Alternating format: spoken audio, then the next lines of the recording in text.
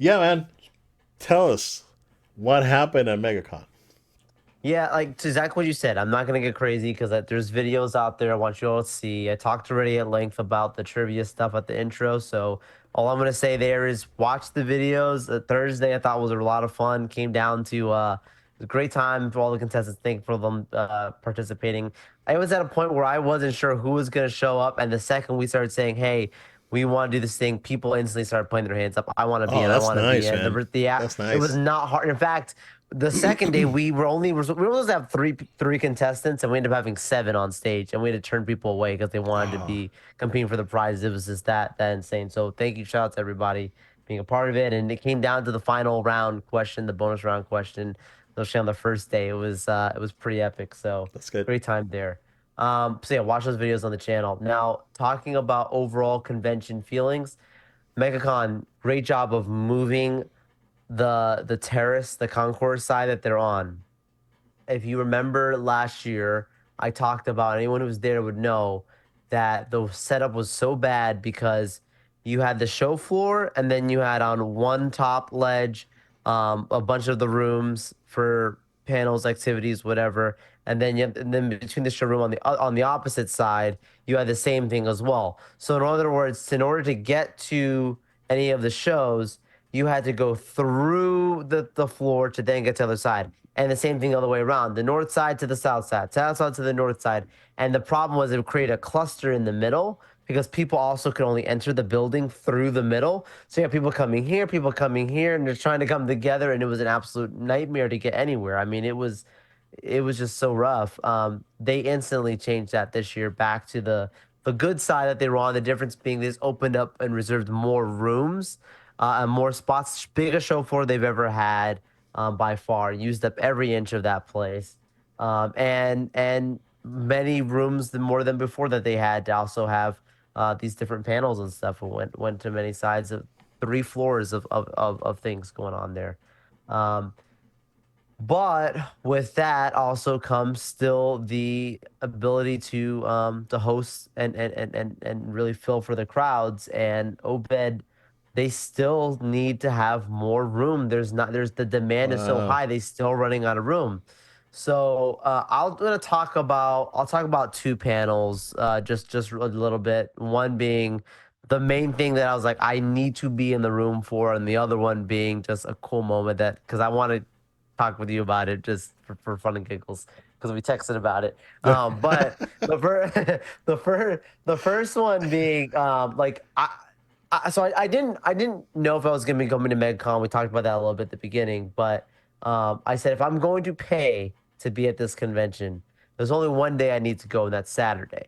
Why Saturday, Joel? Because it's Saturday the weekend? No, because Hayden Christensen and Ian McGregor are having their Jedi double feature, and that is my generation Star Wars. It was the prequels.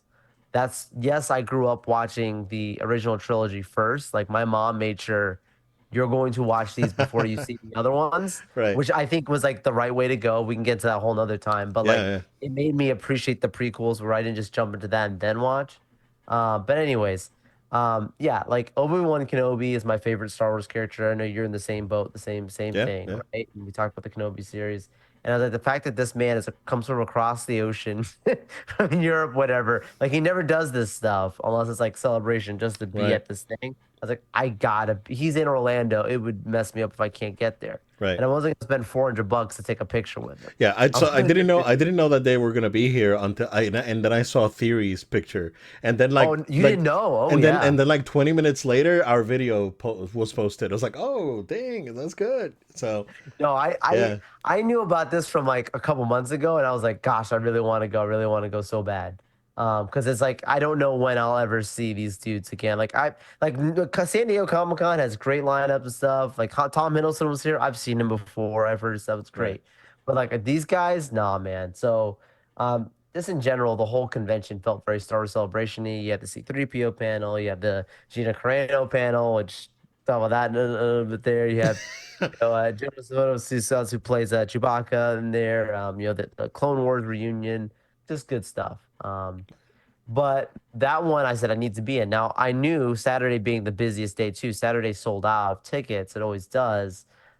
They're just not going to have enough room in this place to have everyone in there. The largest theater room that they had, Obed, sat somewhere in the range of a little over 2,000 people. Okay. Okay. It's called the Chapin Theater. You can look up pictures of it online. You see my video, see what it looks like. It has a front area, it has like a back area, and then it has like a second level on the top. Looks like a church. It looks like, the Dr. Phil's Performing Arts I was Center. gonna say Like like Dr. that Phillips, kind yeah. of, yeah, like it's super, super big space. But 2,000 people comparing to the 120,000 that's what they had last year going into this year. Like there is no way that these two legends are in the building and everyone's going to get in. So I took to the workers and said, look, I want to get into this thing. When's the time the line's gonna start? Day before. Girl tells the panel starts at 6. Girl tells me before. Usually it's an hour before, but with that one, get there around 4:40. You'll to jump into line. I didn't want to waste any time. By 4 p.m., I just said, let me go over there. There was an unofficial line already forming outside of Mm, where the other line was gonna be. I said, I'm hanging out. right. This is what I'm here for.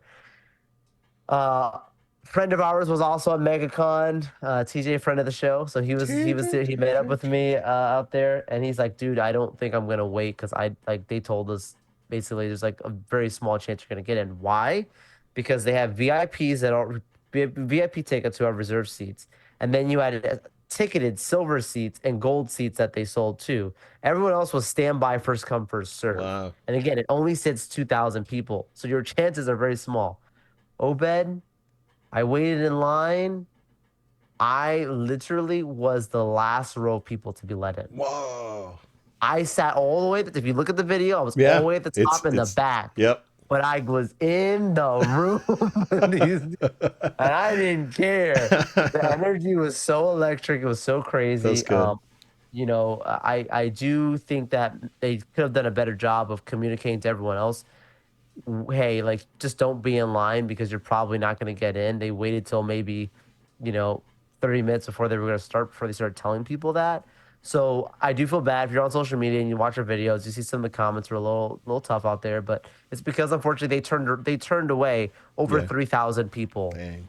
That's crazy. who waited for hours and did not That they get to couldn't get get in. in, yeah.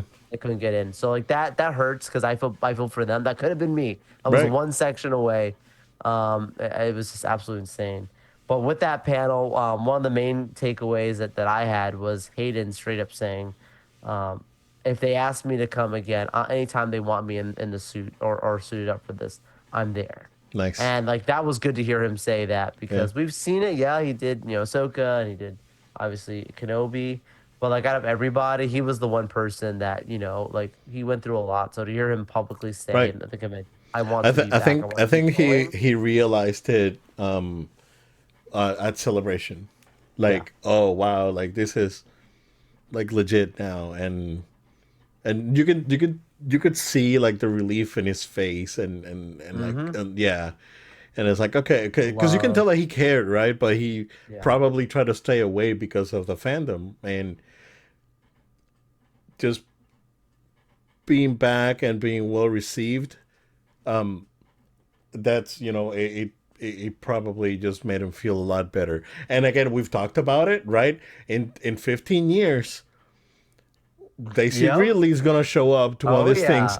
and fans are gonna go crazy, Oh like my younger gosh. fans and kids. And dude, They're all the gonna grow up, and they're that's their gonna Star grow up and Wars. they're gonna go crazy, and it's gonna be the same thing, right? So we said it, right? It's I think older fans do have a harder time letting go of these things, but the younger fans, I'm sure they're gonna be there and they're Yeah. gonna be just fine, and I'm sure Daisy really in a few years is gonna be just fine. So Yeah. Oh yeah. yeah, Should be fine. I It's don't fine. think the world is ready for that yet, but it'll happen, and we'll get there. We'll get there. Everything you said, I completely agree with. Like you're saying, say 15 years. Like just watch. We'll see the reaction. But with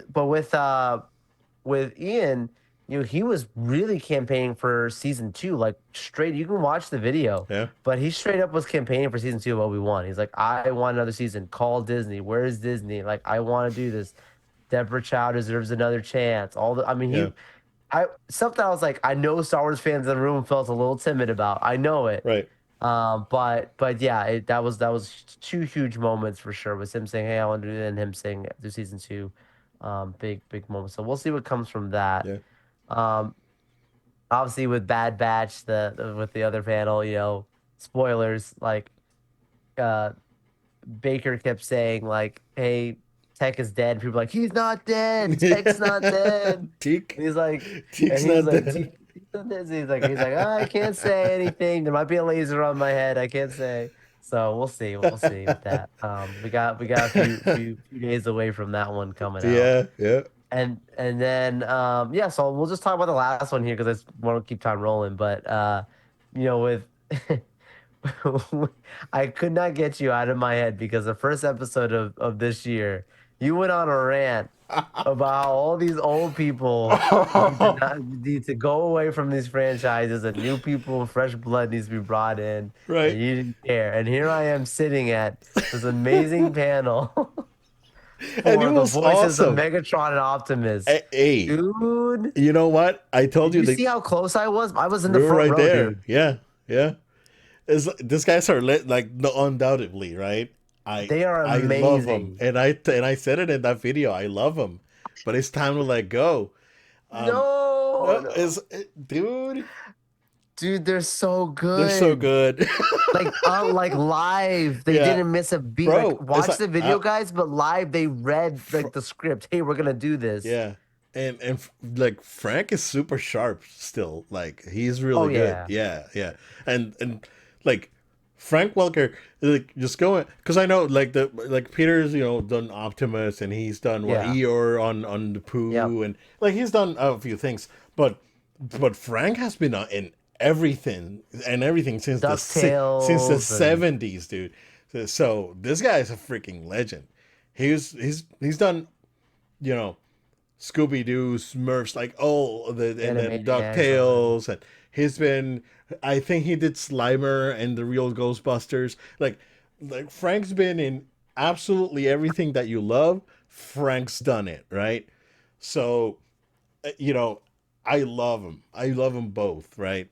Uh, What are you you know, saying? but it's Oh but man, I'm just saying, Joe. I'm just prepping you for the day that they're no longer with us and that's and true. That's and true. and you have to bring Yeah. someone in and it's like well that was always going to be Frank's thing. It's like well Frank's dead, dude.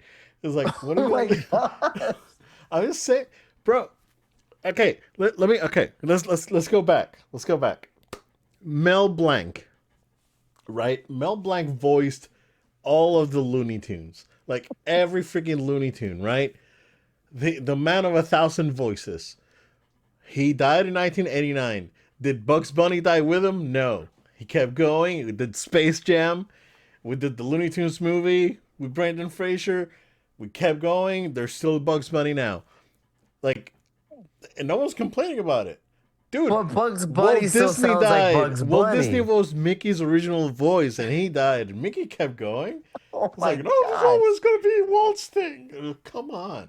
You know, But Mickey still sounds like Mickey, like Bugs Bunny sounds like Bugs Bunny. right. I don't imagine a universe where in this new movie that's supposed to be coming out that Chris Helmsworth's gonna sound anything like.